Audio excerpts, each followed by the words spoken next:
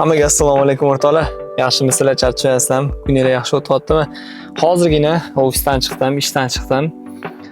Odatda ko'p shunaqa ishlagan kunlarim o'zimga как hordiq sifatida tungi sayr qilaman. Shunaqa mashinaga o'tirib, bitta kofeni olib, shaharda tinch joylarda aylanib yuraman. Va bu safargi aylanishimni men foydali bo'lishini xohladim. Sizlar uchun ham o'zim uchun ham. Buni как men meditatsiya deb hisoblayman. Va menga anchadan beri misol uchun obunachilardan keladigan savollar bor. Ushbu savollarni qisqacha aytadigan bo'lsam, qanaqa qilib odam noldan bitta sohani tanlab turib, hech qanaqa tanish bilishlarsiz, hech qanaqa sarmoyasiz, qanaqa qilib qisqa muddatda tezda daromadga chiqishi mumkin? Sohani mutaxassisiga aylanishi mumkin degan savollar bo'ladi. Ushbu savollarning hammasiga javob bor. Bu videoda bugun men to'liq 100% javob beraman. Hech qanaqa ortiqcha montajlarsiz, ortiqcha aqlli gaplarsiz, qiyin so'zlarsiz, sizlarga shunchaki o'zimni tajribamdan kelib chiqib, oddiy qilib, sodda qilib tushuntirib berishga harakat qilaman. Bahonada sizlar bilan ozgina shahar aylanib, kofe va bu narsa olib, keyin qaytamiz. Xo'p, tayyor bo'lsanglar, bunaqada ketdi. Birinchi o'rinda remenlarni toqa olmasam, mashinam tinqillab asabni buzadi. Hop, boshlaymiz. Tepalarni ochib olsak ozgina.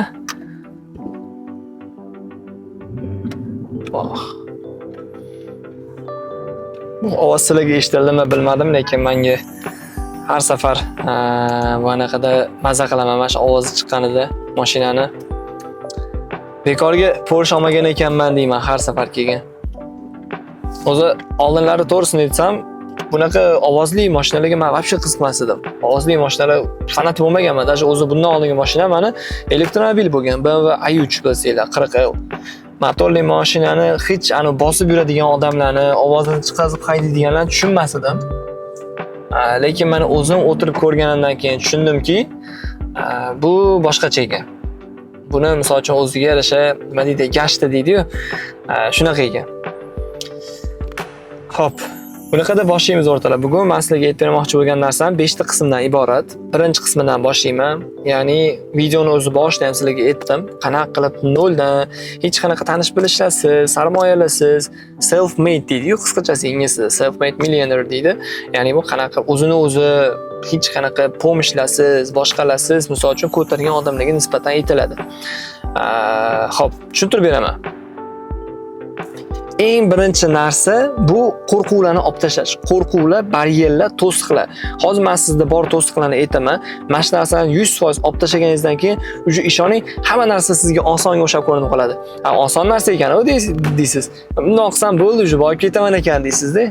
Ko'pchilikda bo'ladigan bahonalar bu birinchisi, uni misol uchun tanish bilishlari ko'p, u ertaroq boshlagan, uni adasi boy, uni qanaqadir plyuslari bor, menda bunaqa imkoniyatlar yo'q degan bahonalar bilan odam o'zini как-то yo'lini to'sib qo'yishni boshlaydi va natijada bitta sohani ham boshlashi umuman qo'rqadi, boshlashdan qo'rqadi. Misol uchun mana hozirgi paytda SM sohasini agar sizga o'rganing desam yoki umuman boshqa IT sohasini o'rganing desam, siz aytasiz, hozirgi paytda SMchilar ko'p, men bunaqa kuchli bo'lib keta olmayman deyishingiz mumkin. Yoki mendagi agentство ochib, tam katta kompaniyaga aylanib keta olmayman deb qo'rqishingiz mumkin-da. Bu shunchaki sizda asli bo'layotgan qo'rquv, baryer. Chunki shaxsan o'zim boshlayotgan paytimda ham menda ham xuddi shunaqa qo'rquvlar bo'lganda. 100% men sizni tushunaman. Birovga tayanish, to'shto agar menga ota-onam yordam bermasa yoki menga men bir qarindoshim, tanishim, o'rtog'im kimdir yordam bermasa, men qila olmayman bu narsani degan qo'rquv har doim bo'lib kelgan. Va bu tabiiy holat, bunaqa qo'rquv bo'lishi. Asosiysi podavatsiya qilib qolish kerak emas. Men sizlarga bitta bo'lgan voqeani aytib beraman. 20-yilmi, 21-yilmidi, men oddiygina kompaniyada sen mutaxassis bo'lib ishlab kelayotgan odam bo'lganman. Oddiygina kompaniya deganda qanaqa? Oddiygina mutaxassis sifatida katta kompaniyada desam to'g'riroq bo'ladi. Anvar aka Abduqayimni ko'pchilik taniydi, tadbirkor inson. Ularning Toybola proyektlarida, bizneslarida men SM mutaxassisi lavozimida ishlab kelayotgan bo'lganman. Oilarim yaxshi bo'lgan, prinsipi, hamma narsa joyida, misol uchun meni qoniqtiryapti. Yashashimga yetadi. Misol uchun yashashimga o'sha paytda yetadi. Может harakat qilsam, undan может ozgina ko'proq oylik ham topgan bo'lardim. Lekin men xohlagan narsa oylik bilan chegaralanib qolish emas. Va o'sha paytda birinchi qo'rquvimni yengib o'tganman. Ya'ni bu ishdan ketadigan bo'lsam, keyin meni kelajagim nima bo'ladi? Undan keyin dальше что будет degan narsa meni juda ham qiziqtirgan. Lekin o'sha paytda birinchi riskimni qilganman. Ya'ni u yoqdan ketib, to'liq o'zimiz shaxsiy brendga bag'ishlash, ya'ni SM sohasiga bag'ishlash va mana shu SM sohasida yurganimni odamlarga bildirish. Shaxsiy brend nimaligini bilasizlar, ya'ni blog yuritish bu hammasi. Men ham o'sha blogimni yuritishni aynan o'sha Anvar Abduqayyumni kompaniyalaridan ketganimdan keyin boshlaganman. Ungacha ochig'ini aytaman, ishlar bilan, o'qish bilan bo'lib boshlolmaganman yoki boshlasam meni u ish bilan bo'lib ulgurmas edim, vaqtim yetmas edi. Men ikkitasidan bittasini tanlashim kerak edi. Stabil daromad, misol uchun постоянный menga kelib turadigan daromad yoki vaqtinchalik daromadim bo'lmasligi mumkin edi, lekin dальнейшем katta misol uchun pullar topishim mumkin edi. Kelajagim misol uchun ya'ni rivojlanishim mumkin edi bu yo'nalishda. Agar men o'zimni shaxsiy brendimni boshlab, o'zimni bizneslarimni ochishni boshlasam, sekin-sekin daromadga chiqib. Va men aynan shu yo'lni tanladim. Umuman qo'rqqanim yo'q. Endi qo'rqmadim deya olmayman, to'g'ri, mayli, unaqa desam yolg'on bo'lib qoladi. Ozgina qo'rqish bo'ldi. Где-то 3-4 oy misol uchun hech qanaqa daromadga chiqa olmasdan qiynalib yurgan, loyihalar qidirib yurgan paytlarim bo'ldi. Lekin bor kuchimni mana shu narsaga bag'ishladim. Shaxsiy brendimni ko'taraman, nima qilib bo'lsa ham natijaga chiqaman degan narsa qilib, o'zimga challenge e'lon qildim Instagram sahifamda va 30 kun ichida 10 mingta obunachiga chiqdim. 30 kun ichida Instagramda 10 mingta obunachiga chiqdim. U paytlar hali Instagramda blog yuritadigan imенно ekspertlar juda ham kam edi. Unaqa hozirgidek ko'p emas edi va bu degani qiyinroq edi qaysidir ma'noda. U paytda hozirgidek mana reelslar unaqa zo'r ish emas edi. Hozirgi algoritmlar, hozirgi imkoniyatlar yo'q edi, qisqacha qilib aytganda. Lekin o'sha narsa bo'ldi, o'xshadi. O'sha bo'ldi. Menda birinchi qo'rquvim ketdi. Mana o'sha men risk qildim. O'sha o'xshadi. Demak, qilsa bo'lar ekan dedim. Shu bilan boshladim. Bo'ldi. Birin ketin loyihalar olishni boshladim. O'zimning shaxsiy brendim orqali, blogim orqali agentство ochdim. Ya'ni o'zim o'sha qo'rqmasdan davlat xizmatlariga borib, YTT ochtirib, hujjatlarini qildirib, kompaniya ochdim. Oddiy qilib aytganda. Uni ham o'ziga yarasha to'g'ri naloglari, to'lovlari bo'ladi, misol uchun. Bu narsalardan qo'rqmadim. Chunki o'sha ko'rolma harakat qilsam, pul topsa bo'ladi. Misol uchun men bu narsani bilasizlarmi, qayerdan olganman? Anaqa narsa bor. 7 навыков высокоэффектных людей degan kitob rus tilida o'qigandim. Endi o'zbekchasiga menimcha ta'sirli odamlarni 7 ta odati bo'lsa kerak. O'sha kitobda aytilgan source and resource. Ya'ni istochnik bor va resurs bor. Odamlar resursni olishni yaxshi ko'radi, lekin istochnikka ustida ishlashmaydi. Misol uchun, meni istochnikim loyihalar olish uchun, kuchli SMchi bo'lib, misol uchun yaxshi pul topishim uchun bu albatta nima bo'lgan? Shaxsiy brendim ustida ishlash bo'lgan. Agar men faqatgina loyihalar olib, ulardan pulni olishni o'ylab vaqtinchalik ishlagan bo'lganimda, shaxsiy brendim qolib ketgan bo'lardi va natijada men loyihalar ola olmagan bo'lardim, katta ehtimol bilan. Faqatgina o'sha bor loyihalarim bilan ishlab kelayotgan bo'lardim. Demak, birinchisi tushunarli. Odam shunchaki boshlash kerak, risk qilishga tayyor bo'lish kerak. Riskdan hech qachon qo'rqish kerak emas. Misol uchun Allohga tavakkalni bekorga etmaymiz. Shunchaki o'zimiz ko'zimiz yetgan darajada tavakkal qilishimiz kerak. Bu degani men kazino o'ynayman demoqchi emasman. Bu narsalar kirmaydi. Bu tushunarli. Keyingisi birovlardan yordam kutishni to'xtatish. Eng kerakli narsa. Ya'ni kimdir menga yordam berarmikin, kimdir menga qarz berib turarmikin, kimdir menga bu sohani o'rgatarmikin degan narsani umuman unutish kerak, o'rtoqlar. Men sizlarga aytaman, odam qachonki mustaqil bo'lgan kuni u o'sha kuni o'sha rivojlangan hisoblanadi. O'sha kuni o'sha u insonni biza kelajagi bor, muvaffaqiyatli inson deb hisoblasak bo'ladi. Chunki shaxsan o'zim qachonki mas'uliyatni to'liq bo'ynimga oldim, aynan o'sha kuni meni daromadim, hayotim, fikrlashim hammasi birdaniga o'zgarib ketdi. Men sizga oddiy misol aytib beraman. 2022-yilda taxminan 2023-yil men avariya bo'ldim. Gentrada ketayotgan bo'lganman. Bu ish o'sha Malibu, BMW u mashinalar olgungacha bo'lgan holat. Gentrada avariya bo'ldim.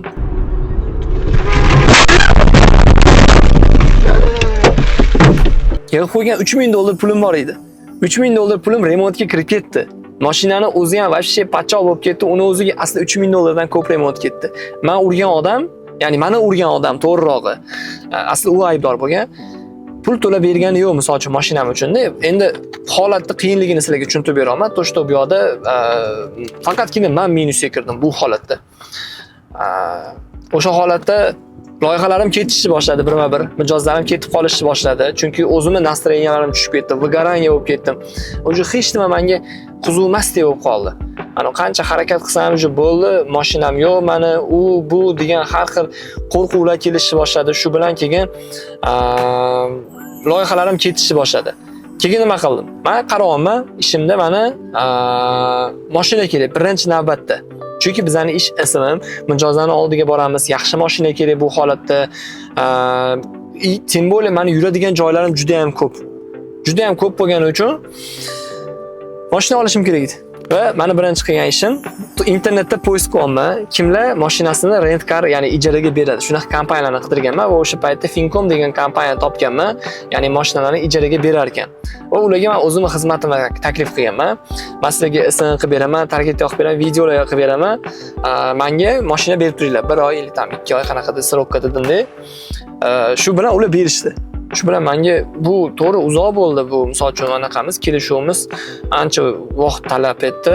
No, главныйsi bu narsa o'xshadi. Menga mashinam paka remontdan chiqqungacha mashinalar berishdi. Tем более bu qanaqa mashinalar? Yaxshi inomarka mashinalar. O'zim qachonlardir orzu qilgan mashinalarni ular berishdi. O'shandan keyin bildim, любой holatdan chiqib ketsa bo'lar ekan, hech kim yordamisiz ham dedim. Misol uchun shu payt men kimdandir qarz so'rasam bo'lardi. Qarz so'rab, misol taksimga, rent carimga pul to'lab, misol uchun yoki mashina olish uchun men qarz so'rab kreditga ana qilishim mumkin edi. Yo'q, u narsalarni qilmadim. Hammasini faqatgina Allohga va o'zimning kuchimga tayandim. O'xshadi. Izlanganga tole yor deydi-ku.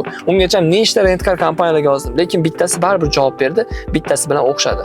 Bu ham mana o'rtoqlar oddiy shunaqa primer, ya'ni insonlar mana shunaqa qiyin kun kelib qolganda aytaylik, nimadir yo'lini topishni bilmayotgan paytda doim yechimni tashqaridan qidirishni boshlaydi. Ya'ni kimdir menga qilib bersa-yu shu yechimni, kimdir pul topib bersa-yu, kimdir yo'l ko'rsatsa-yu degan narsa. Aslida odam o'zini o'qqa-cho'qqa urib ko'ribgina o'sha yechimni topadi. O'zingiz topgan yechim bu eng to'g'ri yechim hisoblanadi. Chunki qolganlar u o'zini mirovozreniyasidan, o'zini dunyo qarashidan, o'zini topish tutishidan, o'zini qadriyatlaridan kelib chiqib turib sizga maslahat beradi. Misol uchun bitta odam oldiga borib turib, boy bo'lmoqchiman, nima qilay desiz? Davay bankdan kredit ol, men bu sohada biznes boshla deydi. Kredit olish lekin yaxshi emas, o'zingizlar ham bilasizlar. Lekin menga borib o'sha narsani so'raydigan bo'lsangiz, men sizga boshqa maslahat beraman. Ya'ni hech qachon siz to'g'ri javob olishingiz bu garantированный emas. Kimdandir aniq to'g'ri javob olishingiz. Tushunarli o'rtoqlar, birinchisi mana qo'rquvlar, baryerlar, birovga tayanish, hamma narsani unutdik. Shunchaki o'zimizga va Allohga tayangan holatda ishni boshlashimiz kerak. Ya'ni qarorni qilishimiz kerak. Bu eng birinchi qadam shu. Endi ikkinchi qadam kelyapti. Ikkinchi qadam bu soha tanlash. Barcha qo'rquvlarni olib tashlaganingizdan keyin soha tanlash ham juda ham muhim. Siz misol uchun hozir men davay moykadan boshlayman, yoki ofitsiantlikni boshlayman deb turib, boy bo'lib ketishni havas qilib, orzu qilib yasha olmaysiz. Chunki daromad keltiradigan sohalar bor, daromad keltirmaydigan sohalar bor. Misol uchun o'sha sohalarni oladigan bo'lsak, moyka, sartaroshxonada misol uchun barber shopda siz sartarosh bo'lib ishlashingiz mumkin, ofitsiant bo'lib ishlashingiz mumkin. Bu yoqda bir kunda xizmat qila oladigan sanoqli mijozlaringiz bor. Siz bir vaqt o'zida 100 ta klient sochini ola olmaysiz, xohlasangiz ham ola olmaysiz. Или ofitsiant bo'lsangiz siz minglab mijozlarga xizmat ko'rsata olmaysiz bir vaqt o'zida. Определённый sizning maksimumingiz bor, bir kunda qilishingiz mumkin bo'lgan. Bu degani daromadingiz cheklangan. Shunaqa kasb tanlangki, o'sha kasbda daromadingiz cheklanmasin. O'sha kasbda xohlaganingizcha klient ola oling, xohlaganingizcha mahsulot sotishga imkoningiz bo'lsin. Nima kasblar bor, mana shunaqa imkoniyat beradigan deb mendan agar so'raydigan bo'lsangiz, men zamonaviy kasb bilan aytaman. Misol o'sha IT yo'nalishlari, SMM, grafik dizayn, o'sha videografiya, mobilografiya, target yo'nalishlari hammasi kirib ketadi. Nimaga? Oddiy mana SMM o'zimni sohamni oladigan bo'lsam, men agar o'zim bitta ishlasam, men 3-4 ta xizmat, ya'ni 3-4 ta mijozga xizmat ko'rsata olaman. Ya'ni ularni Instagram profillarini rivojlantirib beraman, to'g'rimi? 3-4 ta odamnikini ola olaman. Qanaqa 10 ta 20 ta odamga chiqa olaman. Shunchaki o'zimga o'xshab, mana shu sohani biladigan insonlarni yig'aman, kichik bitta jamoa qilaman, 3-4 kishilik va ishlarni delegировать qilaman. Kimdir faqat video olishga javob beradi, kimdir faqatgina post qo'yishga, kimdir faqat dizayn qilish, kimdir target yoqish qismiga javob beradi. Shunda xohlaganimcha men proyekt olishim mumkin. Agar 10 ta 20 tadan keyin vdruk shunda ham ulgurmay qolsak, men yana qo'shimcha odamlar olishni boshlayman. To'g'rimi? Boshqa narsa o'rtoqlar. Men ham agentdan xuddi shunaqa rivojlangan. Boshida 3 ta 4 ta odam bilan misol uchun boshlaganman. Keyin bu 5 ta 6 ta bo'ldi, keyin 10 ta bo'ldi, 15 ta bo'ldi, 20 tagacha даже xodimlarimiz soni yetgan paytlari bo'ldi. Ya'ni loyihalar soni ko'p bo'lgan paytda. Aytmoqchi bo'lganim mana shunaqa qilib o'rtoqlar daromad keltiradigan kasbni o'zingiz uchun tanlab olishingiz kerak. Endi men aytmoqchi emasman, обязательно SM sohasini o'rganing, tam mendan o'rganing demoqchi emasman. Любой bitta sohani o'rganishingiz mumkin, boshqa odamdan o'rganishingiz mumkin. Uchinchi qadamingiz aynan o'sha o'rgangan sohangizni mutaxassisi bo'lish, eng to'pi, eng zo'ri bo'lish o'sha sohada. Misol mebelchilar ko'p, lekin mebelchilarning kuchlilar bor, sifatsizlar bor. Marketologlar, SM'chilar bor, to'g'rimi? Ularning ham kuchli SM'chilar bor yoki qo'pol qilib aytganda mashinnik SM'chilar bor, to'g'rimi? Ya'ni bu yoqda o'sha odamni bilimi, odamni tajribasiga qarab turib, uni misol uchun kvalifikatsiya deydi, kvalifikatsiyasi o'sha oshyapti, uni statusi oshyapti. Narxi ham oshyapti degani bu narsa. Shunaqa darajaga yetganingizdan keyin, ya'ni bitta sohada kuchli bo'ldim, men to'pi bo'ldim deganingizdan keyingina o'sha sohada обязательно biznes boshlang. Обязательно biznes boshlang. Misol siz o'sha aytgandek boya barber shopda sartarosh soch olasiz va yaxshigina pul topdingiz. Misol uchun u yoqda ham normalniy pul topish mumkin. Millioner darajasida topib ketmasangiz ham yetarli darajada pul topsangiz bo'ladi. Endi o'sha topgan pulingizga siz yangi barber shop ochishingiz kerak. Aynan o'zingiz bilgan sohada, o'zingiz mutaxassis bo'lgan sohada siz biznes boshlashingiz kerak. O'shanda biznesingiz yuradi xudo xolasa. Chunki siz u sohani bilasiz, nyuanslarini bilasiz, plyuslari, minuslari, qayerda nima qilish kerak, hamma narsasini yechimlarini bilasiz. Mana misol uchun SMchi bo'lganman, oddiy qilib aytgan SM mutaxassisi bo'lganman. 3-4 ta loyihalarni yuritib yurgan odam 4-5 million so'mga. Va soham yaxshi bilganim uchun men SM kompaniya, ya'ni SM agentligi ochdim va odamlarni, xodimlarni oldim komandamga. Ular o'sha meni nomimdan meni profil yuritishadi. Ya'ni ko'rasiz, o'zimning soham mutaxassisligim bo'yicha men ham biznes boshlaganman. Siz ham xuddi shu ishni qilishingiz kerak bo'ladi. Endi agar siz aytishingiz mumkin, men hech qaysi sohada mutaxassis emasman yoki mutaxassis bo'la olmadim. Nima qilsam bo'ladi? Qaysi sohada biznes boshlasam bo'ladi deyotgan bo'lsangiz, men sizga bitta zo'r yechim aytaman. Любой sohada ham biznesingiz xudo xolasa yurib ketadi. Agar men aytgan narsani qiladigan bo'lsangiz. Bilamizki, любой biznesning ham yuragi bu albatta SMM va marketing. SMM va marketing. Siz ushbu SMM va marketing sohasini o'rganing va любой o'zingizga bitta qiziq bo'lgan yo'nalishda biznes boshlang. Faqat biznes boshlayotganda sherik sifatida o'sha biznesning ichida yurgan, o'sha biznesga nima deydi, aloqador bo'lgan insonni taklif qiling sherik sifatida va u sizga biznesni o'rgatsin, ya'ni o'sha soha qanaqa ishlashini, siz bo'lsa uni marketing tomonini oling, ya'ni biznesni rivojlantiring. Shaxsan men o'zim shunaqa qildim. Yaqinda xabaringlar bor, 77 Cheesecake nomli Tashkent Cityda kafe ochdim, shirinliklar bo'yicha va ushbu kafemda men shirinliklar tayyorlab yurgan odamni chaqirdim. Unga qo'liga misol $5000 to'ladim.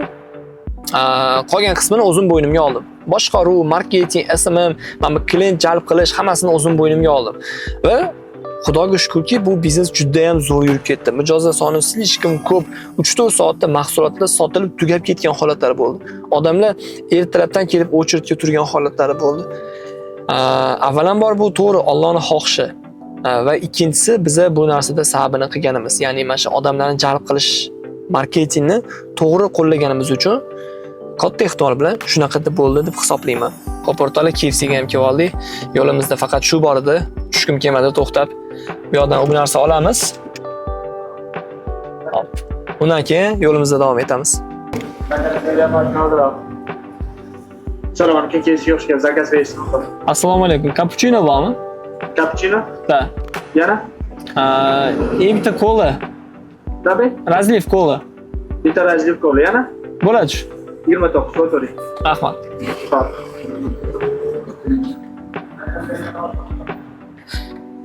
KFC'ni menga nimasi yoqadi o'rtoqlar? Juda ham tez ishlaydi, ya'ni mana bu tizim.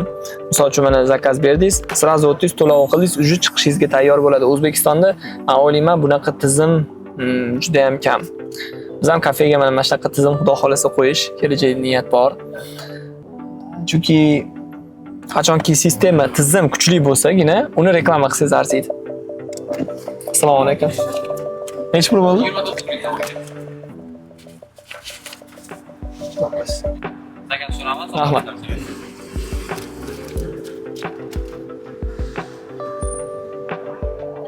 Assalomu alaykum. Bu yoqqa, mana bu yoqqa.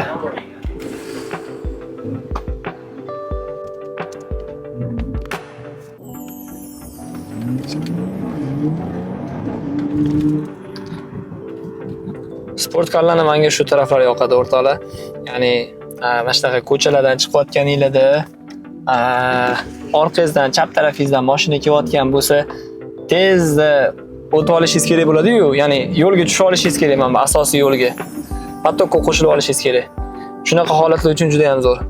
Endi o'ylashingiz mumkin, agar siz shu men aytgan 3 ta narsani qilgan bo'lsangiz, qo'rquvlar, baryerlar hammasini yo'qotgan bo'lsangiz, bitta sohada, ya'ni pul keltiradigan sohani tanlab mutaxassisiga aylangan bo'lsangiz, даже ushbu sohada biznes boshlab, уже yaxshi pul topishni boshlagan bo'lsangiz ham, sizni hali to'liq muvaffaqiyatli inson deyishga biroz erta. Nimagaligini tushuntirib beraman. Muvaffaqiyatli bo'lish bu shunchaki ko'p pul topish emas. Muvaffaqiyatli bo'lish degani takja o'sha pulni ushlab qola olish. Qachon siz muvaffaqiyatli bo'lasiz? Qachonki siz misol uchun pulingizni jamg'ara olsangiz, pulingizni yig'a olsangiz, pulingizni ushlab qola olsangiz, doimiy o'sha daromadingiz oshib borsa, siz muvaffaqiyatli inson bo'lasiz. Nimaga misol uchun biznesning narxi ko'tariladigan bizneslar muvaffaqiyatli bizneslar deyiladi. Lekin u biznes prosta turgani bilan, stabil turgani bilan u muvaffaqiyatli hisoblanmaydi. Xuddi shunaqa. Sizni ortga tortadigan narsa nima bo'lishi mumkin? Bu albatta atrof muhit. Albatta atrof muhit. Juda ko'p narsalar kiradi buning ichiga sanaydigan bo'lsam, birinchi navbatda keraksiz insonlar, oshna og'aynilar, boshqalar. Endi aytishingiz mumkin, nimaga men oshna og'aynilarimdan endi voz kechib olishim kerakmi deyishingiz mumkin. Yo'q, men voz kechib oling demayapman. Do'stlashish o'zi qanaqa bo'ladi? Do'stlashish ko'pincha holatlarda Alloh uchun do'stlashiladi. Alloh uchun do'stlashiladi. Misol uchun o'sha do'stingiz sizni faqatgina yaxshi yo'lga boshlash kerak. Agar u yomon yo'lga boshlayotgan bo'lsa, bu o'sha do'st emas, ko'proq dushman degani. Chunki dushman shunaqa bo'ladi va dushmanning ham eng yomoni qanaqa bo'ladi? Aynan ichkariga yoningizga kirib, sizni ichkaridan o'ldiradigan dushmanda. O'sha eng yomoni. Shunaqa ekan, o'rtoqlar, atrof muhitni to'g'irlash eng muhim narsa hisoblanadi. Shaxsan men o'zim eslayman. Maktabda o'qib yurgan paytlarimda juda ham endi nima deydi, qoni qaynagan bolalar bo'lganmiz-da maktab paytida. Menimcha hammada bunaqa holat bo'lgan. Maktabimizda rosa urushqoq bolalar bo'lardi va bu narsa menga ham qiziq bo'lgan. Masalan, o'shalarga qo'shilib men bir ko'cha degan narsa bor-ku, termin. Shu narsaga men ham juda ham qiziqqanman. Mana ko'cha bo'lish, mana shunaqa narsalar, temalar, bu urushlarga borardik. Vaqti kelsa, misol uchun bizani yotqizib olib, tepib do'pposlagan paytlari bo'lgan. Ilija naborot buni teskarisi bo'lgan. Lekin o'sha paytda yurib hech nima topmadim-da, to'g'risi. Ko'zim u joyim ko'kargan bo'lishi mumkin, lekin hech nima topmadim undan boshqa. Va mana hozir o'ylab qarasam, o'sha paytda atrof muhitini o'zgartirgan o'rtoqlarim bor, tanishlarim bor va ular hatto hayotda o'zini yo'lini topdi, nimadir qilishyapti. Bir xillari juda ham mendan ham kerak bo'lsa muvaffaqiyatli bo'lib ketgan insonlar bor. Takja o'sha paytda atrofini o'zgartirmagan, haligacha o'sha insonlar bilan qolganlar bor. To'g'ri, do'stim, dushmanim boshqa deb yurishib-yu, lekin aksariyati birgalikda qamoqqa kirib ketdi, birgalikda har xil dorilar nimadirlar sotib, bunaqa holatlarni eshitdim. Har xil holatlar bo'ldi-da. Bu umrini o'zinikini ham o'sha do'stim degan insonni ham umrini xazon qildi degani. Endi o'zingizlar o'ylab ko'ringlar, shu do'stmi? Demak, do'st shunchaki u yurgani do'st emas. Demak, o'rtoqlar, tushunarli. Do'st qanaqa bo'lishi? Do'st birinchi o'chiritda sizni yaxshi tomonga yetaklashi kerak ekan. Ikkinchi navbatda atrof muhit deganda faqatgina bu do'stlar tushunilmaydi. Yaqinlar chiqishni boshlaydi, misol uchun har xil insonlar atrofingizda paydo bo'lib qolishni boshlaydi. Sizni bir paytlar umuman mensimagan, sizni borligingizni bilmagan, siz kelajakda nimadirga erishishingiz mumkinligini umuman hayoliga ham sig'dirmagan insonlar sizga aloqaga chiqib, sizdan har xil nimadirlar birgalikda qilishni, nimadir yordamlar so'rashni boshlaydi. Odam o'zi ko'tarilayotgan paytda faqatgina o'zi uchun qilish kerak. Shaxsan misol uchun men o'zim mana birinchi topgan daromadim esimda bor. Mo'yka, ya'ni mo'ykada ishlardim. Chinozorda Ilon-ota masjidini oldida aro bor, suv oqadi. O'sha yerda mo'yka qilardim. Birinchi topgan pulimga men o'sha gubka, chili, meli va shunaqa narsalar olganman. Ya'ni o'zim ishim uchun investitsiya desam bo'ladi. Uyimdagilarga sirazi nimadir shokoladlar, nimadirlar ko'tarib borish xohlaganman. Lekin o'shani to'g'ri qaror deb bilganman.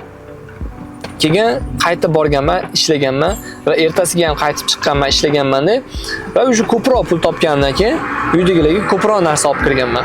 Va misol uyimdagilar mendan bu narsadan xafa bo'lishmagan. Xuddi shunaqa, biroz pul topganingizdan keyin pulni investitsiyani o'zingizga qilishni o'rganishingiz kerak. Va bundan tashqari atrof muhit deganda hozirgi yoshlarning og'riqli mavzusi ham kiradi, ya'ni qizlar bilan uchrashib yurish. Qo'pol qilib aytganda встречаться qilish. To'g'ri, hammamiz yoshmiz, imенно yoshlarga bu narsa juda ham qiziq. Mana shu opit. Men ham misol uchun o'zim o'sha endi institutga kirgan paytim 17-18 yosh paytimda juda ham bu narsa menga qiziq bo'lgan, chunki atrofimda hamma misol uchun qizlari bo'lardi, gaplashib yuradiganda. Men unaqa qizlar bilan yurgan bola bo'lmaganman. Bu narsaga men hali o'rganmagan edim. Tajribam bo'lmagan. Men ham yaxshi ko'rganman bittasini o'sha yerda uchratib kelgan. Orqasidan yurganman, juda ham yaxshi bola bo'lganman. Bor e'tiborimni o'sha qizni, ya'ni ko'nglini qozonish uchun sarflagan ekanman-da. Bu yoqda bo'lsa o'zimni unutib qo'yganman.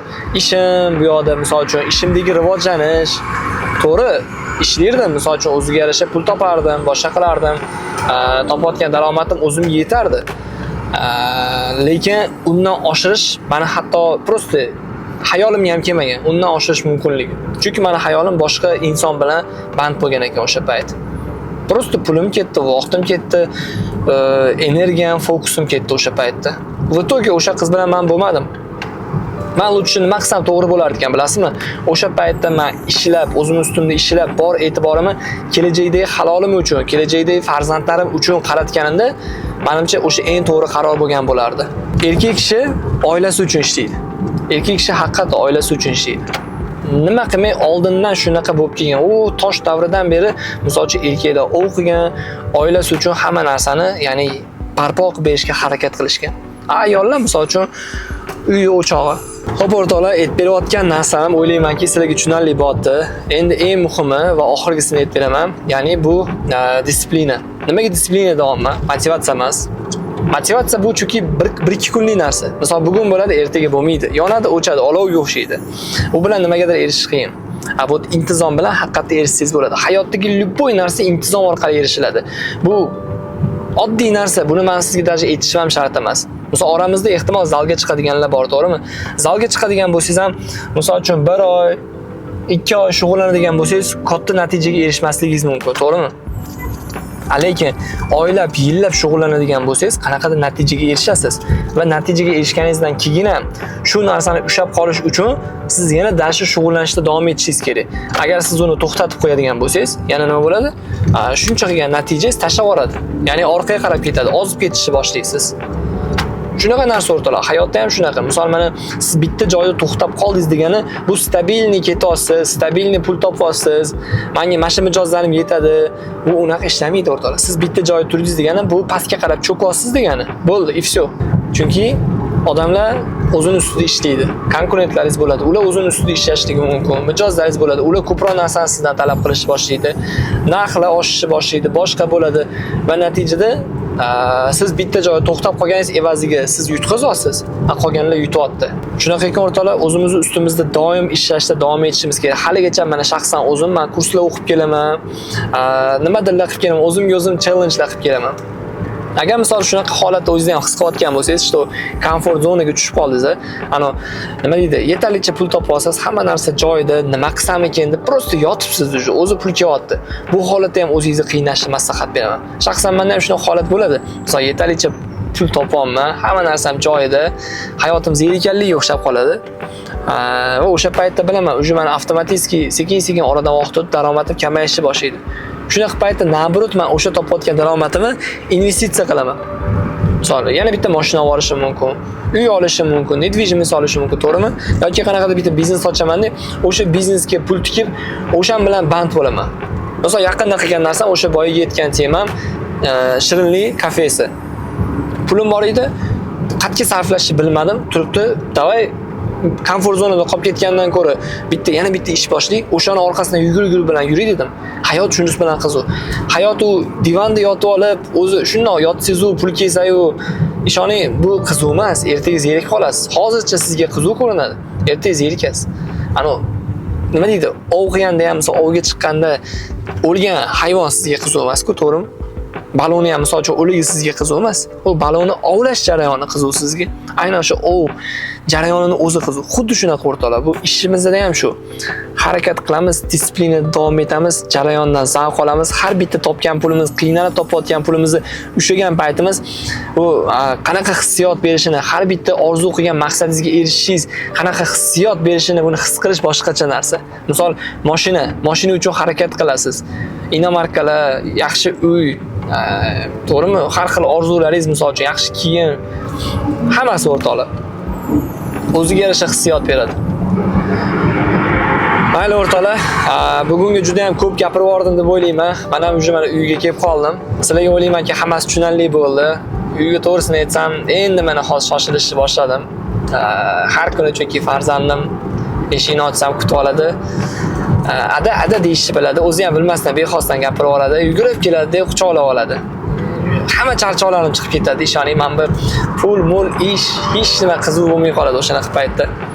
Xudo xolasa hammaga nasib qilsin o'rtoqlar.